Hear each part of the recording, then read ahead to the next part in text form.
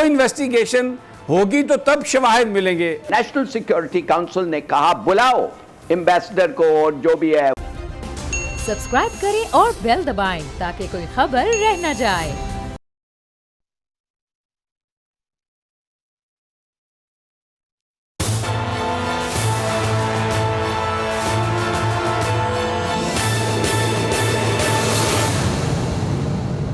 अस्सलाम वालेकुम नाज़रीन, मैं हूं आपका मेज़बान समी इब्राहिम। आप देख रहे हैं प्रोग्राम तजिया। मेरे साथ है हमारी को एंकर अलीना इलियास, राना ताहिर जो एशियन न्यूज़ के ग्रुप एडिटर हैं। कराची से हमें ज्वाइन किया है जनाब ज़फ़र हिलाली साहब ने। थोड़ी देर के बाद हमें ज्वाइन करेंगे अज़हर सदीक़ साहब, लॉ एक्सपर्ट हैं, और खबर अब्बास ब्यूरो चीफ हमारे ब्योल के लाहौर से, वो हमारे साथ होंगे। तीन चार बड़ी अहम चीज़ें हैं। एक तो ये जो कंट्रोवर्सी चल रही है कि जो नेशनल सिक्योरिटी कमेटी का जो एलामिया है उसमें जो बात की गई है वो क्या है, और उस पर जो अपोजिशन के रहनुमा हैं उन्होंने वो बार बार मुतालबा कर रहे हैं सारे के सारे कि जनाब इदारे जो हैं ना अपनी पोजीशन वाज़े करें। DGISPR ने इस सारी सिचुएशन के हवाले से क्या कहा वो भी आपके साथ शेयर करेंगे, इस प्रोग्राम में वो भी शामिल करेंगे।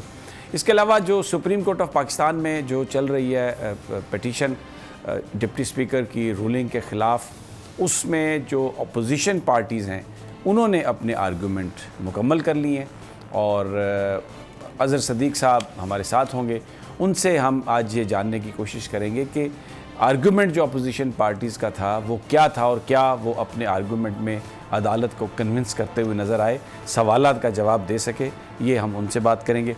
लाहौर से ये ख़बरें आ रही हैं कि मरियम नवाज़ साहबा आज प्रेस कॉन्फ्रेंस करेंगी और मुस्लिम लीग नून उनको मैदान में उतार रही है, क्योंकि शहबाज शरीफ और हमज़ा शहबाज का रिपोर्टेडली कहा जा रहा है कि बयानिया पिट गया है कुछ ज़्यादा। वो मुस्लिम लीग नून की जो वर्कर्स की हद तक या पार्टी की हद तक जो इस वक्त सूरत हाल है बड़ी डिमोरलाइज्ड है। लोग बहुत डिसअपॉइंटेड हैं, क्योंकि ये रोज़ाना अमेरिका की तारीफ़ें शुरू कर देते हैं, यूरोपियन यूनियन की, तो वो ऐसा लगता है जैसे ये ख़ानदान ग़ुलामान को आगे लेके चल रहे हैं। तो वो आज अब देखें, खबर से पूछेंगे कि क्या इत्तलात है, क्या मरियम नवाज़ किस पर आके अपने बम बारूद गोले जो हैं वो फेंकेंगे, लफ्ज़ी गोले, ये उनसे हम मालूम करेंगे।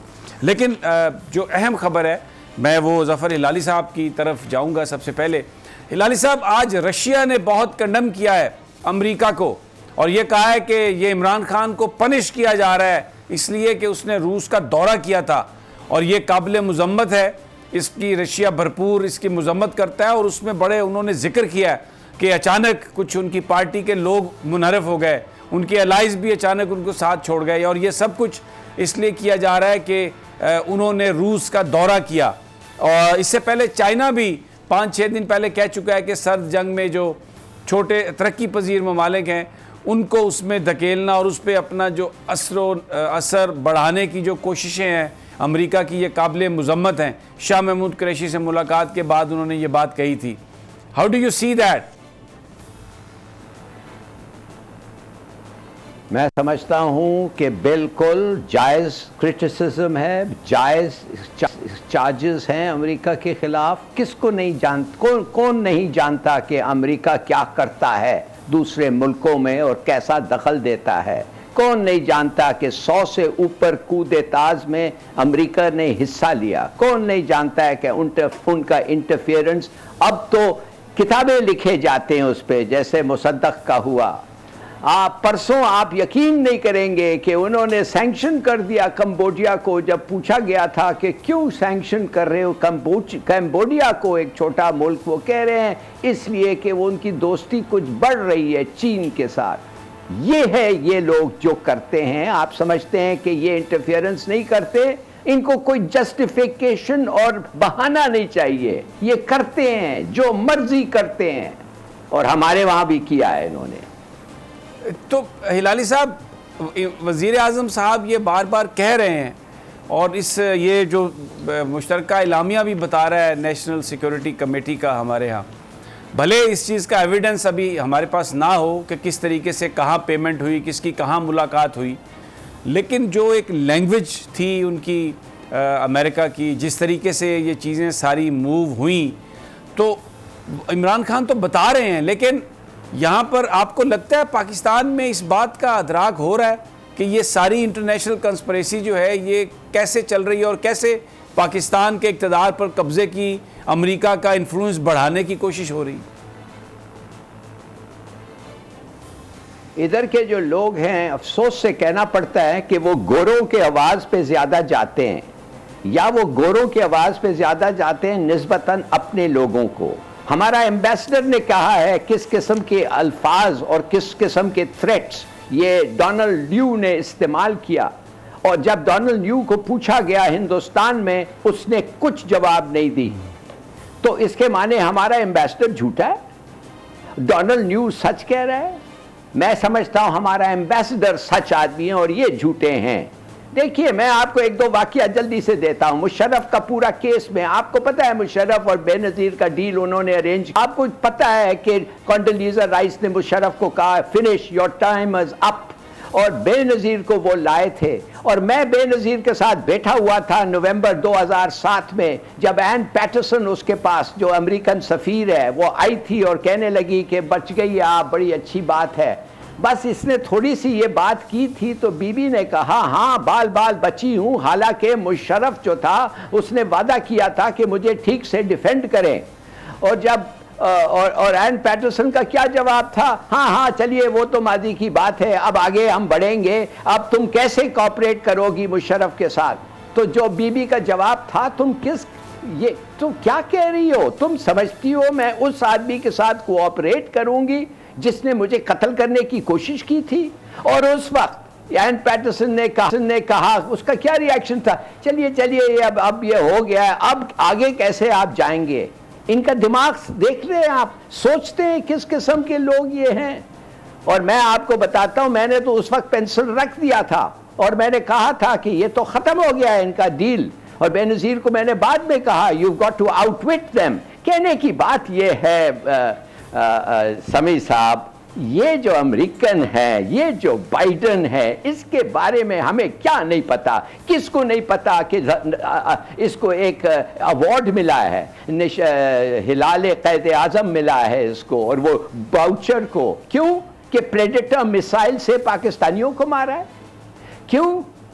कि ये आदमी ये सलाला में इनका हरकत देखा, ये तो माफ़ी नहीं मान सके कि 25 लोगों को कत्ल कर दिया, हमारे जवानों को शहीद कर दिया।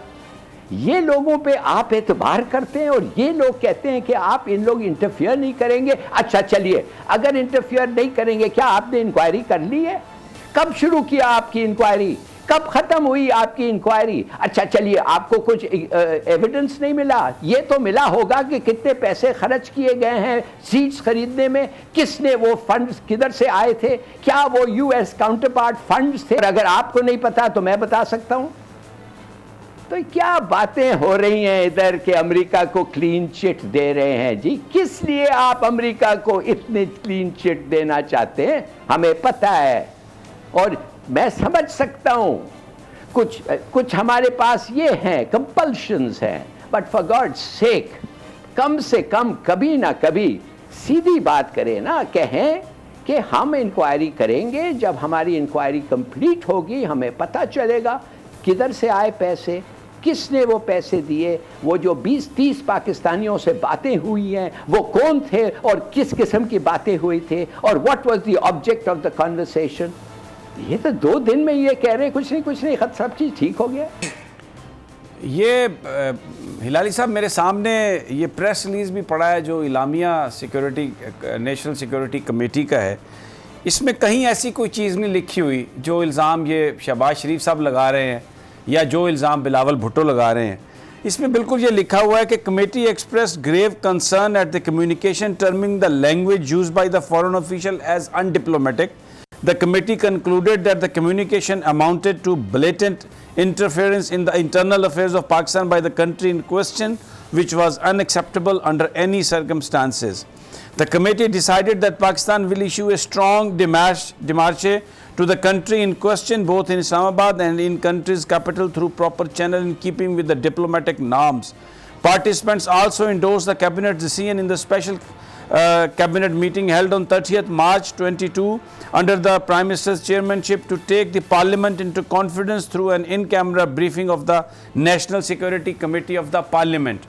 अब ये और इसके हवाले से DGISPR ने जो मुख्तलिफ जर्नलिस्टों से बात की, उनमें मोहम्मद मालिक साहब हैं, उनमें चौधरी गुलाम हुसैन हैं, उन्होंने ये कहा कि पाक फ़ौज का, सिक्योरिटी फोर्सेस का वही नुक्ता नज़र है या उनका वही मौक़िफ़ है जो इस इलामिये में है।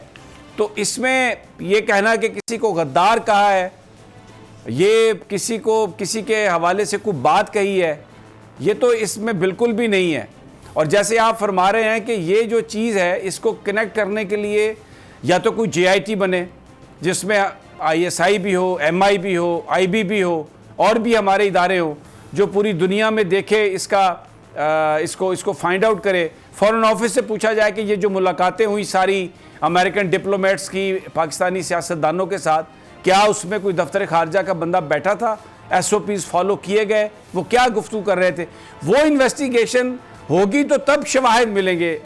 लेकिन एक जो सिरा है जिसमें यह कह दिया गया कि अगर नो कॉन्फिडेंस कामयाब नहीं हुई तो पाकिस्तान के खिलाफ बहुत बड़ा उसको नुकसान होगा, और अगर कामयाब हो गई तो हम आपको माफ़ कर देंगे। ये तो बड़ी बड़ी बड़ी अहम बातें हैं, लेकिन हमें लगता है कि लीडर कौम को कंफ्यूज करने की कोशिश कर रहे हैं। लाली साहब, do you agree with this?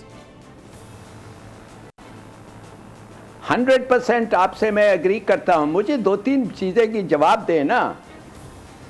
National security council ने कहा है कि the language use was not right, गलत लैंग्वेज था, the language unsuitable to diplomatic parlance. अगर अनसूटेबल था और आपने उस वक्त कहा तो अनसूटेबल था, तो इसके माने जो उन्होंने कहा था which is not unsuitable for an independent country, it was insufferable. तो इसलिए आपने as a national security council ने कहा बुलाओ एम्बेसडर को और जो भी है वो डिप्टी एम्बेसडर को और डेमाश करो। व्हाट डज डेमाश मीन? डेमाश मीन्स प्रोटेस्ट करो। डेमाश मीन्स गाली से कम, सिर्फ और सिर्फ good taste should not be violated, मगर every adjective should be used कि वो बताए कि हम कितने अपसेट हैं। तो वो बुलाई गई थी, एक दिमाश उसको इश्यू हुआ था। ये कौन डिनाई कर रहा है? ये क्यों हुआ? क्या एक दिन में ये उनको कुछ नहीं पता था इसलिए हुआ, या उन्होंने सुना, उन्होंने अपने एम्बेसडर को बिलीव किया और ठीक तरीके से ये किया। दूसरी बात मैं जो कहना चाहता हूँ कि मैं हैरान हो जाता हूँ कि क्या इन लोगों ने कभी सुना है अमेरिकनों को बात करते हुए पाकिस्तानियों के साथ? I mean officially. मैं आपको बताता हूँ, बिल्कुल ये कहा होगा कि तुम लोगों को अभी एक सबक सीखना चाहिए और हम तुम्हें ये सबक सिखाएंगे। अब देखिए, जब आप ये कहते हैं ना 1 to 1, ये इसमें कुछ डिनाइबिलिटी। ये कह रहे हैं वो मिनट्स लाओ मीटिंग का। What you mean minutes of the national security meeting? Sign होना चाहिए। अच्छा, तो इसके माने साइन होने के पहले क्या नेशनल सिक्योरिटी काउंसिल इंसिनुएट कर रही है, इम्प्लाई कर रही है कि जो लिखा जाता है वो जानबूझ करके डिस्टोर्ट किया जाता है इसलिए कि प्राइम मिनिस्टर को खुश करने के लिए? ये इन लोग क्या बातें कर? और अगर ये बातें हैं कि 190 लोग गद्दार हैं, कौन कह रहा है 190 लोग गद्दार? आपने बड़ी ठीक पॉइंट किया। नोबडी इज सेइंग कि सब गद्दार हैं, मगर कौन सर्टिफिकेट देगा कि कहेगा कोई नहीं है उधर? तो मैं आई एम वेरी सॉरी। मैं समझता हूं कि इसको बड़ी कोशिश हो रही है। हाँ। प्राइम मिनिस्टर ने तो ये कहा है कि बहुत सारे लोग अनजाने में इस्तेमाल हुए हैं और जाहिर है चंद करैक्टर्स होंगे जिनके साथ अमेरिका ने राब्ता किया होगा। एक और बात मैं चाह रहा था कि क्योंकि आपने बड़ी इंपॉर्टेंट बात की परवेज़ मुशर्रफ वाली, माजी में भी जो लैंग्वेज थी अमेरिका की वो हमेशा ऐसी रही होगी और कंस्पिरेसीज में वो इस्तेमाल भी रहा, डरा धमका के उसने हमेशा पॉलिसी ऑब्जेक्टिव हासिल किए। लेकिन शायद वो जो पहले हुक्मरान थे कभी वो इस बात को पब्लिकली इस तरह से आके डिफाई नहीं करते थे, आवाम के सामने ये बात नहीं लेके जाते थे। इमरान खान शायद वो लीडर है पहला भुट्टो साहब के बाद जिसने इस सारी सिचुएशन पर डिफाइंस किया और फिर उसको वो पब्लिकली ले आया, अवाम को ये बताने की कोशिश की कि ये हो रहा है वज़ीर आज़म के साथ, और ये जो इधर बैठे हुए हैं स्टूजेस या टट्टू या जो पपेट्स हैं ये इस तरह की बातें करके अपने इक़्तिदार को पक्का करते हैं। हिलाली साहब,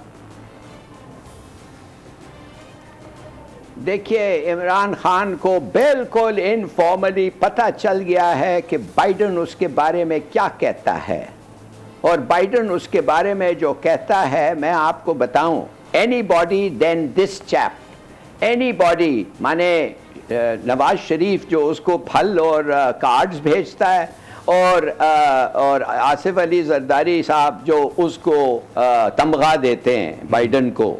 मुझे आज तक पता नहीं पड़ा क्यों, सुना है वो कैरी लूगर के लिए उन्होंने तमगा दिया था, तो वो जब कैरी लूगर उन्होंने वापस ले लिया, सस्पेंड कर दिया, सैंक्शन कर दिया, तो वो तमगा भी हम वापस ले लेते ना, अगर इसीलिए दिया गया था। तो मैं आपको बताता हूँ ये लोगों की एटीट्यूड देखिए। T-29 हेलीकॉप्टर्स, आर्मी चीफ ने बताया कल इन प्रेस को कि T-129 हेलीकॉप्टर्स इसलिए कि अमेरिकन इंजन्स हैं, अमेरिका ने तुर्की को कहा तुम मत दो पाकिस्तान को। फ्रांस और जर्मनी के सबमरीन्स जो होते हैं उन्होंने इनकार कर दिया, हालांकि कुछ अमेरिकन पार्ट उस पे है, मगर ये तीनों चीजें इंडिया को दे सकते हैं। यार तुम लोग अपने दुश्मन को पहचान नहीं सकते हो, तुम लोग समझ नहीं सकते हो। बस ये ठीक बात है भाई, टेक्सटाइल ट्रेड अमेरिका के साथ तुम्हारा बहुत है, तो तुम डाइवर्सिफाई करो ना। हाय हाय करके ये कहना कि हम तबाही हो जाएंगे और आपको ये सैंक्शंस लग सकते हैं, इसलिए बाइडन, इसलिए मैंने आपको कंबोडिया का एक मिसाल दिया हूं। बाइडन ने उनको कहा कंबोडिया को कि इसलिए तुम्हारी दोस्ती जरूरत से ज्यादा है चीन के साथ, ये लो 10 सैंक्शंस तुम्हारे पर लगा दिए। Understand the nature of the beast that you are confronting. क्या कहा चॉम्स्की ने? The two biggest rogue states in the world, especially in the Middle East, the United States and Israel. Chomsky ने, आप जाके देख सकते हैं। तो हिलाली साहब, जिस तरह से चीज़ें मूव हो रही हैं, घेरा तंग कर दिया गया इमरान खान के खिलाफ, और लगता है आपको कि ये जो अमेरिकन इन्फ्लुएंस को ख़त्म करने और दूसरे कैंप में जाने की जो इमरान खान की कोशिश थी या है, उसको कोई पजीराई मिलेगी, कोई कहीं कामयाबी आपको नज़र आती है? नहीं, बिल्कुल नहीं। आई एम सॉरी, कोई नहीं है फ्यूचर गवर्नमेंट्स में और लग इधर जो इसको उस ताकत के साथ रेजिस्ट कर सकते हैं। एक मैड रश फॉर पावर और mad rush to befriend America.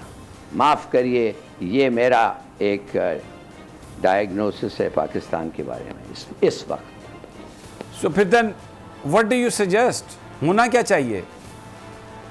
ये तो फिर बिल्कुल वो जो आज़ादी हमने ली, आपको असर होगा। प्लीज अंडरस्टैंड समी साहब, चीन आपको भूलेगा नहीं, रूस आपको भूलेगा नहीं। अगर आप दुम दबा के भाग गए तो ये दोनों मुल्क नहीं भूलेंगे, और आपके पास कोई और है भी नहीं। और ये लोग जब देखेंगे कि आप तन्हा हैं, वो और प्रेशर लाएंगे, और बहुत सारे फोर्सेस हैं इस मुल्क में जो उनके साथ होंगे। क्या हम जिनके खिलाफ लड़ रहे हैं, क्या वो ट्रेटर्स नहीं है, वो गद्दार नहीं है, वो हमें तोड़ना नहीं चाहते हैं? बिल्कुल हैं, और वो होंगे उनके साथ। मेरे ख्याल में बड़ा सोच ख्याल के करना चाहिए। मैं आई एम स्कैर्ड कि इस किस्म का ड्राइव फॉर पावर और पैसे, ये जो लोग आ रहे हैं, ये क्या चाहते हैं हमें पता है यार। 30 साल से हम इनको देख रहे हैं।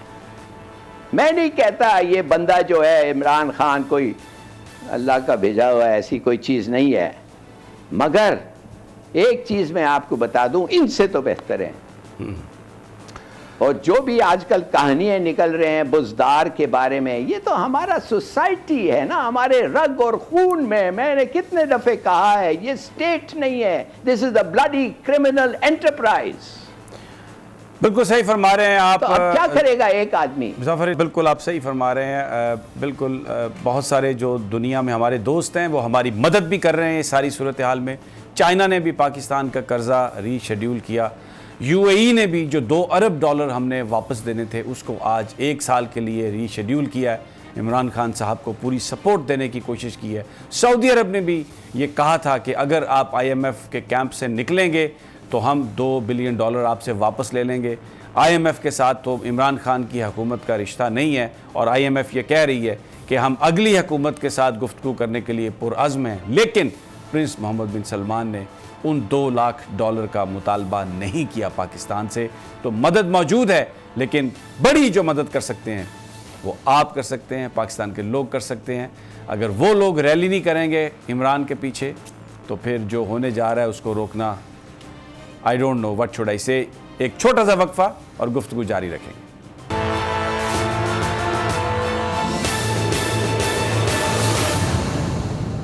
वेलकम बैक नाजरीन।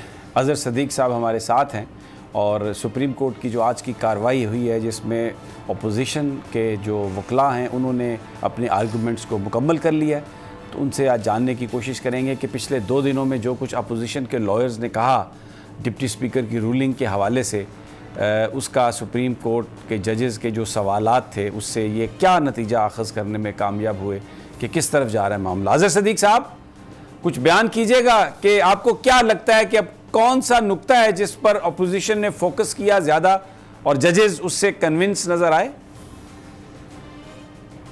बुनियादी तौर पर तो समीक्षा में आज भी सुप्रीम कोर्ट में मौजूद था।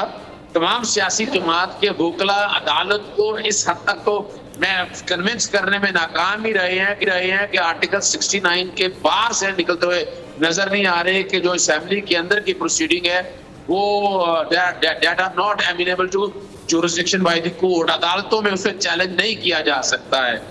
वो कोशिश करते रहे डिस्ट्रिक्शन करने की कि मेलाफिडी के ऊपर खिलाफ कानून हो, लेकिन अभी तक मैं तो नहीं कन्विंसिंग समझा। उठते हुए भी चीफ जस्टिस साहब ने ये कहा कि आर्टिकल 69 के बर्डन से आप कैसे निकल सकेंगे। बातें होती रहती हैं वहां पर, ओवरऑल को पता नहीं इस तरह का, या तो इनके पास कोई चिड़ियां ज्यादा हैं, ये बड़े मुतमिन नजर आ रहे हैं पाकिस्तान पीपल्स पार्टी वाले, नून लीग वाले, या पता नहीं मेरी समझ से बाहर है, कुछ साहब का जजों से राब्ते में है, या इस तरह की बातें, अजीबो गरीब सी बातें चल रही हैं कि जिस तरह शायद इन लोगों के लिए कोई राह हमवार हो रही है हर तरह से, पता नहीं अल्लाह बेहतर जाने।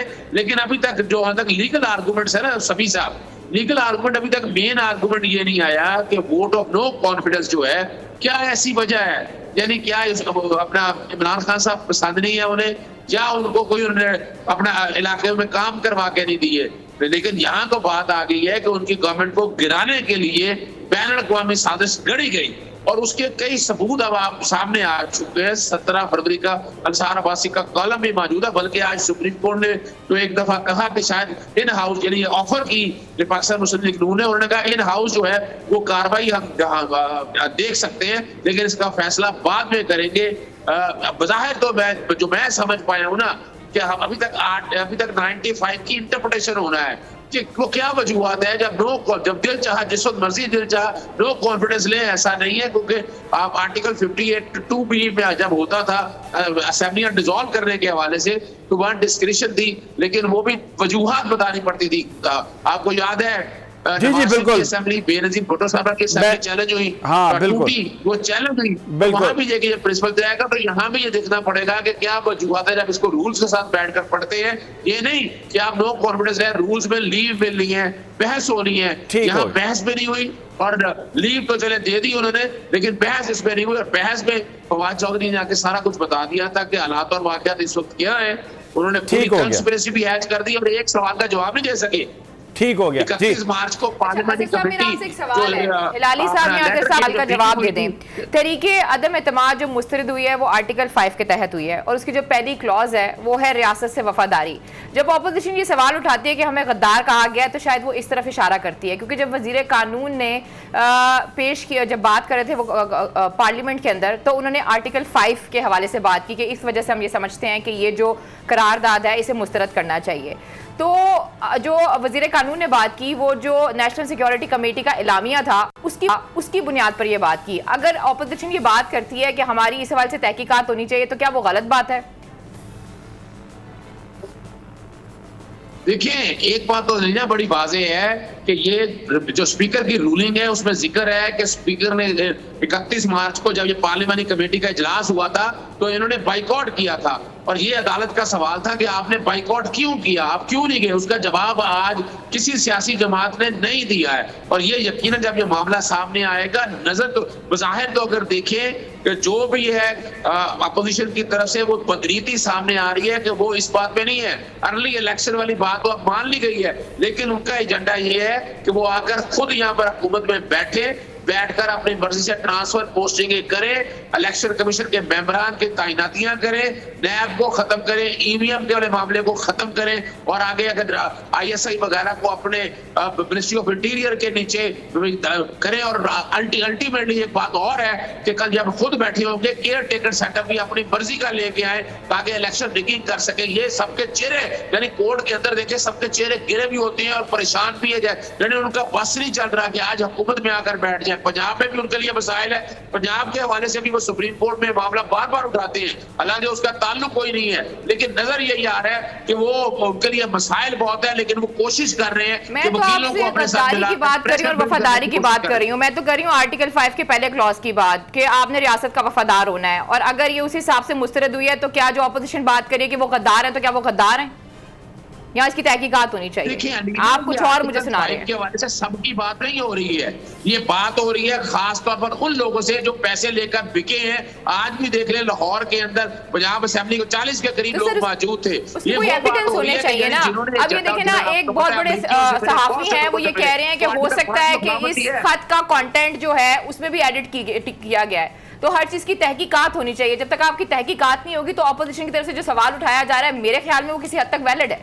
एविडेंस तो है ना खत की, जब नेशनल सिक्योरिटी कमेटी ने उसकी उसको मेरी बात सुने ना, नेशनल सिक्योरिटी कमेटी ने कहा है कि ये एडिट हुआ है खत। नेशनल सिक्योरिटी जब ये लिखा है उस खत में कि तहरीक अदम एतमाद कामयाब ना हुई तो पाकिस्तान को मुश्किलात का सामना होगा, कामयाब हो गई तो बल्ले ही बल्ले आ। इसका क्या मतलब है? इसका मतलब है कि साजिश है। बिलावल साहब बात करते हैं 190 लोग गद्दार हैं, 195 ये किसी ने नहीं कहा, ये बिलावल और शहबाज शरीफ का प्रोपेगेंडा है, चोचा है।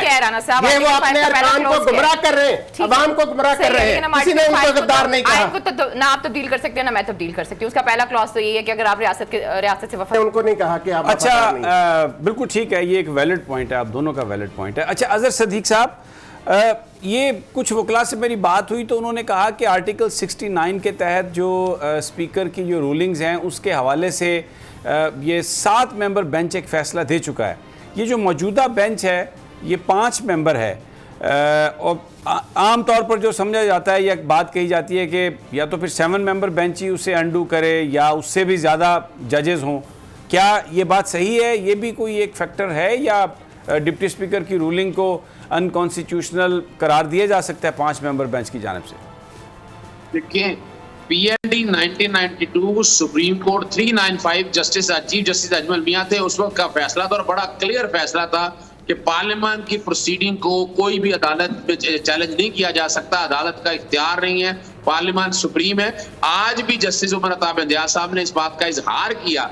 यहाँ जो बात आप कह रहे हैं, अगर उस फैसले से डिविएट करना है तो we need to have a larger bench, लेकिन अभी मेरा नहीं ख्याल है कि अभी तक अदालत ने उस फैसले को एक साइड पर रखने की बात तो अभी तक हुई नहीं है। आज भी अदालत ने उठते हुए कहा कि आर्टिकल 69 से कैसे निकले। अगर अदालत मुतमिन हो गई होती हुकूमती अपना अपोजिशन के वकला से तो ये सवाल ना करती। ये सवाल आज भी जिंदा है। कुछ मीडिया चैनल इसको ट्विस्ट करके पेश करते हैं। ऐसा नहीं है कि हालात बिल्कुल ऐसे चले गए हैं जैसे ये सारे यानी वापस आ जाएगा, यानी तहरीक अदम एतमाद। वैसे भी एक और पॉइंट बता दूं, ये 8वें दिन लगी थी, यानी 7 दिन के अंदर ये काम करना था। वैसे भी अगर देखा जाए तहरीक अदम अबेट हो चुकी हुई है और इस हद तक अभी ये पॉइंट लेके आएंगे और आकर अदालत को बताएंगे कि ये 8वें दिन तक चली गई हुई है और तहरीक अदम ऐसा मसला नहीं है, कब किसी वक्त भी अपना दोबारा फिर पेश की जा सकती है। लेकिन वो जो तहरीक अदमात की जो स्टेटस है वो नजर आ गया। आर्टिकल 5 के पीछे कंस्पिरेसी हर चीज सामने आ गई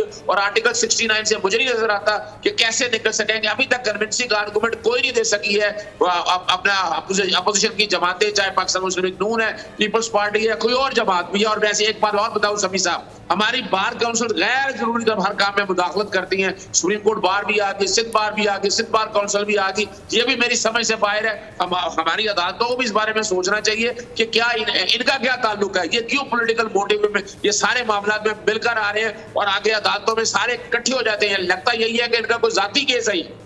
नहीं, लेकिन अजहर साहब फिर जो ये सवाल अपोजिशन करती है कि अगर स्पीकर जो है वो किल कर सकता है, तो इसका मतलब है अगर किसी वज़ीर आज़म को हटाने के लिए मुतलूबा नंबर है भी तो अदम एतमाद तो आ ही नहीं सकती। फिर डिप्टी स्पीकर तो हमेशा ये कहेगा कि जनाब ये तो कोई साजिश है। बिल्कुल आ सकती है, बिल्कुल ना बिल्कुल आ सकती है। देखिए वो कैसे तहरीक अदम एतमाद आएगी, तहरीक अदम एतमाद के रीजन क्या है, यानी आपको क्या वजूहात है। मिसाल के तौर पर इस इमरान खान साहब के एलिगेशन अगर देखें तो क्या है, इसीलिए रखा हुआ है रूल्स के अंदर, पहले लीव देनी है फिर डिस्कशन होनी है। डिस्कशन में आपको साबित करना है कि तहरीक अदम एतमाद किस मकसद के लिए है। बिल्कुल आ सकती, किसने कहा, मैं ये तो कह ही नहीं रहा कि नहीं आ सकती। मैं जो बात कहना चाह रहा हूं कि ना इसमें डिस्कशन हुई है, असेंबली में डिस्कशन नहीं हुई है, लेकिन दूसरी तरफ जो है हुकूमत वक्त ने वजूहात बता दी कि ये तहरीक एतमाद के पीछे इंटरनेशनल कंस्पिरेसी है।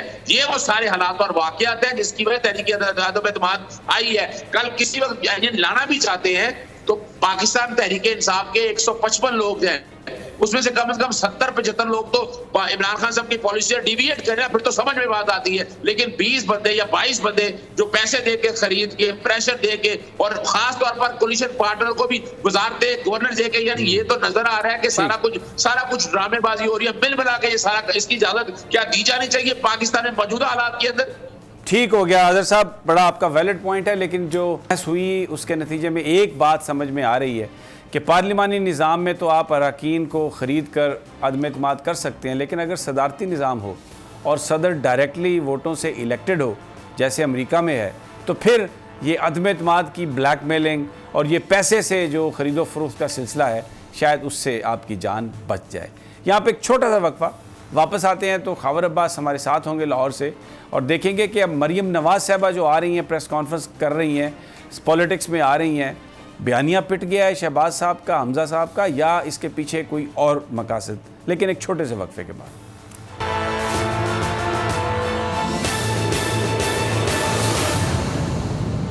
वेलकम बैक नाजरीन। लाहौर से ये ख़बरें आ रही हैं कि मरीम नवाज़ साहबा को उतारा जा रहा है अब दोबारा उनको पॉलिटिक्स में। आज वो अभी थोड़ी देर के बाद एक प्रेस कॉन्फ्रेंस भी करने वाली हैं।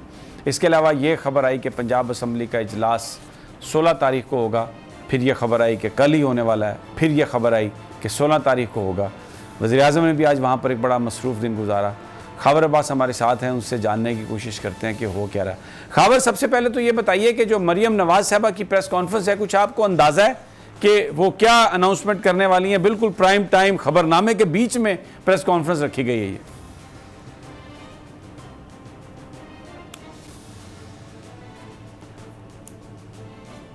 देखिए समी साहब, आज जो है वज़ीर आज़म इमरान खान साहब ने जो आज एक रोज़ा दौरे पे आए थे लाहौर के, तो यहाँ पर उनकी मुलाकात हुई है अपने कारकुनान से भी, पार्लिमानी लीडरान से भी और काफ़ी ज़्यादा पार्लियामेंटेरियन से, और उनका मजमा खासा चार्ज था। और उन्होंने जो यहाँ पे ऐलान किया है कि कारकुन तैयारी रखें, 3 महीने में 90 दिन के अंदर अंदर इलेक्शन हो रहा है। ये एक बड़ी परेशानी की बात है इस वक्त अपोजिशन के लिए कि खान साहब जो है वो तो बड़ा वाज़ेह ऐलान किए जा रहे हैं हर एक जगह पे कि इलेक्शन हो रहे हैं। अब इसमें जो डिले चाहते हैं उसके लिए अपोजिशन अपने मुख्तलिफ टैक्टिक्स यूज़ कर रही है, और इसी किस्म की कोई आज प्रेस कॉन्फ्रेंस मरीम नवाज़ साहबा की जानिब से मतवक्के है कि पंजाब की जो आज इजलास था कल होना वज़ारत आला के हवाले से, और उसमें जो है वो वोटिंग होनी थी वज़ीर आला के चुनाव के लिए, तो वो 16 तारीख को चला गया। और उसमें कुछ ऐसी खबरें भी सामने आ रही हैं हमारे सामने कि जो लोग मुबैना तौर पर पंजाब असम्बली के अंदर तोड़फोड़ में शामिल थे उनकी रुकनीत मुअत्तल की जा सकती है। तो इस हवाले से तकरीबन 20 से 25 अफराद हैं जिनका नाम आ रहा है। अगर वो अफराद मुअत्तल हो जाते हैं तो इस हवाले से जो अपोजिशन है, जो दावेदार है कि हमारे पास बहुत ज़्यादा वोटर हैं, वो परेशानी का सामना उन्हें हो सकता है। शायद इसी तरह की कोई गुफ्तगू जो है वो मरीम नवाज़ साहिबा जो है वो आज अपनी प्रेस कॉन्फ्रेंस में करेंगी, और कुछ चीज़ें ऐसी जिनके फैक्ट्स उन्हें मालूम है और उन्हें पता है कि हकीकत में कुछ ऐसी बातें होने वाली हैं, तो वो उसको पहले से एग्जैजरेट करने की कोशिश करेंगी ताकि अपने उनके साथ जो मामलात हैं उनको दबाया जा सके और कुछ ऐसा प्रेशर डेवलप किया जा सके। साथ दूसरी एक चीज़ ये है कि बड़े तरीके के साथ मरीम बड़ी नुमायां दिखाई दे रही थी, और उनके चचा जो है वो शहबाज शरीफ साहब वो खामोशी से अपना काम कर रहे थे। और बात ये तय हो रही थी कि जो मुतहदा अपोजिशन होगी उसका उम्मीदवार होगा पंजाब के अंदर वज़ारत आला के लिए, और वज़ीर आज़म जो है वो शहबाज शरीफ होंगे। तो मरियम किसी हद तक मुतमिन थी कि चले आज तो पंजाब में तो मुतहदा अपोजिशन का उम्मीदवार होगा, मगर हालात अक्सर चेंज होने की वजह से, तब्दीली आने की वजह से, और जो कार्ड खेला गया वज़ीर आज़म की जानिब से कि चौधरी परवेज़ इलाही साहब को वज़ारत आला का उम्मीदवार नामजद कर दिया, तो अंदर जो एक रिफ्ट कायम थी मुस्लिम लीग नून के, वो फिर से हमें ज़राए का दावा है कि भी उठती हुई नज़र आ रही है। और अब मरियम साहिबा को नज़र आ रहा है कि पंजाब में जो है हमजा शहबाज साहब वज़ीर आला आ जाएंगे और वफाक में वज़ीर आज़म जो है वो शहबाज शरीफ साहब आ जाएंगे, तो मेरी तो सियासत इसमें जो है वो दफन हो जाएगी। तो अब फिर से जो है वो मैदान में उतरने की तैयारियों में है और किसी ना किसी तरीके अपनी सियासत को, मेरा ख्याल है। अच्छा, ये बताइए खावर, ये बताइए कि मरियम साहबा की जो प्रेस कॉन्फ्रेंस है उसमें हमजा आएंगे या ये सिर्फ मरियम साहबा ही खिताब करेंगी इससे, क्योंकि हमजा शहबाज बहरहाल इस वक्त लीड कर रहे हैं पंजाब में और पंजाब असम्बली में, और उम्मीदवार हैं वज़ारत आला के मुस्लिम लीग नून की तरफ से, तो उनकी जो हैसियत है वो मरकज़ी है, तो वो आज होंगे या मरियम नवाज़ अकेली होंगी?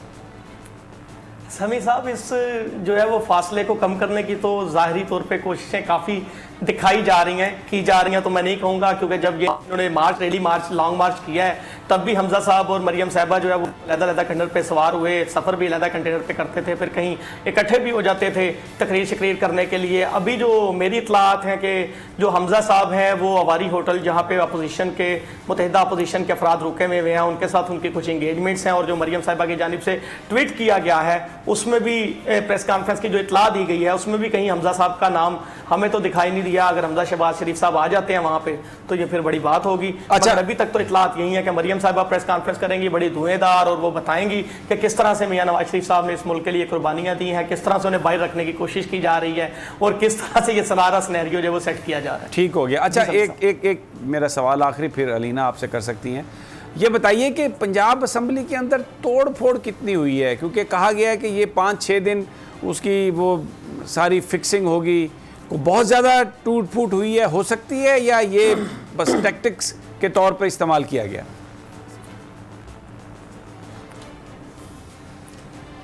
वहाँ पे हुकूमती अरकान चले गए तो उनकी जानिब तो अपोजिशन की जानिब से जब वो वहाँ पे असम्बली में हुकूमती अरकान चले गए तो उनकी जानिब से जो है वो नाराबाजी की जा रही थी। राना मशहूद साहब की एक वीडियो भी आपके पास प्रोड्यूसर चला रहे होंगे कि भाई जिसमें वो कह रहे हैं कि तोड़ दो दरवाजे, अंदर चले जाओ, घुस जाओ। मगर दूसरी जानिब जो फुटेज आई है तोड़ फोड़ की, उसमें काफ़ी ज़्यादा टेबल्स हैं, मेज़ हैं, कुछ इंटीक चीज़ें हैं। जो ये पंजाब असम्बली जो है वो बड़ी जो है वो नायाब किस्म की असम्बली बनाई गई है, एशिया की बड़ी खूबसूरत असम्बली से शुमार किया जा रहा था। उसमें कुछ ऐसी चीज़ें थी जो नायाब थी, शायद वो भी, उनकी भी टूट फूट की फुटेजेस सामने आई हैं। टेबल्स हैं, सोफे हैं, वहाँ पर पड़े हुए कूलर, फ्रिज, काफ़ी चीज़ें जो है वो टूट फूट में जो वीडियोज़ नज़र आ रही हैं। अब सवाल ये है कि असम्बली के अंदर सीसीटीवी कैमरास भी लगे होंगे। अगर अपोजिशन वाले लोग घुसे हैं और उन्होंने तोड़फोड़ की है तो मेरे ख्याल से वो फुटेज भी सामने आनी चाहिए कि जिसमें तोड़फोड़ की जा रही है। अभी तक चीज़ों की टूटी फूटी चीज़ों की फुटेज आई है और दूसरी जानिब अपोजिशन के नारे आए हैं कि तोड़ दो, अंदर घुस जाओ। ये दोनों चीज़ें के दरमियान अब एक फासला है। उसके लिए जो है वो डिप्टी स्पीकर जो दोस्त मजारी साहब हैं उन्होंने एक कमेटी कायम कर दी है जिसमें डीजी पार्लिमानी अमूर राय मुमताज और स्पेशल सेक्रेटरी जो है इमरान रिजवी, उन पे मुश्तमिल है ये कमेटी। और हमारी इत्तलात ये है कि कमेटी की इंक्वायरी रिपोर्ट जो है वो तकरीबन 16 से 1-2 दिन पहले आएगी। ठीक हो गया जी अलीना।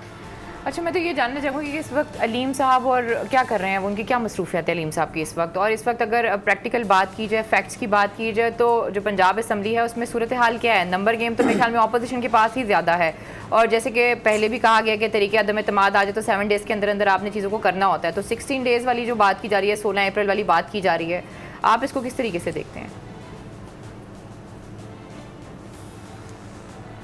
खबर जी, वो आवाज़ लेट आती है। देखिए लीना, तो आपकी बिल्कुल दुरुस्त है कि अपोजिशन की वाज़ेह अक्सरियत नज़र आई है। मेंबरान को गेम नंबर जो है उसमें इस वक्त अपोजिशन के जो तहरीक इंसाफ के बड़े बड़े लोग थे, जिसे खान साहब ने आज एडमिट भी किया कि ऐसे लोग लीना जो फैक्ट हैं जिनको बाहर कर लाया गया, उन्हें जो तहरीक इंसाफ के कारकुनान थे वो काफ़ी ज़्यादा जो है मुश्किलात का उन्हें सामना रहा। वो रसाई तक लीडरान की रसाई के लिए वो तरसते रहे हैं। अब देखें 183 अफराद, उनका ये कहना है कि 183 अफराद में से आपको कोई ऐसा मेंबर नहीं मिला जिसे आप वजारत आला के लिए सामने ला सकें। अलीम खान साहब की इस वक्त एक ही मसरूफियत है कि वो जो है वो तमाम पुरानी बातें जो उनकी दोस्ती के वक्त की थी, जब वो इकट्ठे थे, जब वो इस पार्टी में बड़े उम्मीदवार थे, आप उनकी गुफ्तगू सुने, आपको उनकी गुफ्तगू में भी अंदाजा होगा कि वो अपनी गुफ्तगू में भी यही कहते हैं कि जब भी सीएम बनने की बारी आती थी मुझे नैब का नोटिस आ जाता था। और तो इसका मतलब है उनका मसला तो चीफ मिनिस्टर बनना है। बन गए तो ये कुछ जाती मामला भी है। एक जो तहरीक इंसाफ का एक जो जमहूरी रवैया, इसका तो यही मतलब है ना कि उनका प्रॉब्लम ये है, बस मैं सीएम, मुझे सीएम बनाओ। राणा साहब 1 मिनट है, ओनली 1 मिनट। जमहूरी रवायत थी। बात ये है कि नवाज शरीफ साहब जो है ना, लगता ये है कि वो समझते हैं कि शहबाज शरीफ ने जो मंसूबा बनाया था वो नाकाम हो रहा है, इसलिए उन्होंने अब मरीम नवाज साहबा को वो क्या रूप धार कर आती हैं, क्या कहती हैं, कौन सा मौक़िफ़ अपनाती हैं, वो अभी थोड़ी देर में पता चल जाएगा। लेकिन बज़ाहिर ये लग रहा है कि नवाज शरीफ साहब शहबाज शरीफ की कारकर्दगी से मुतमिन नहीं है। बहुत बहुत शुक्रिया खबर अब्बास, राना ताहिर, अलीना इलियास, बहुत शुक्रिया। ये था आज का तज्ज़िया। कल फिर इंशाल्लाह आपसे मुलाकात होगी नई खबरों और नए तबसरों के साथ। इजाज़त दीजिए, अल्लाह निगहबान।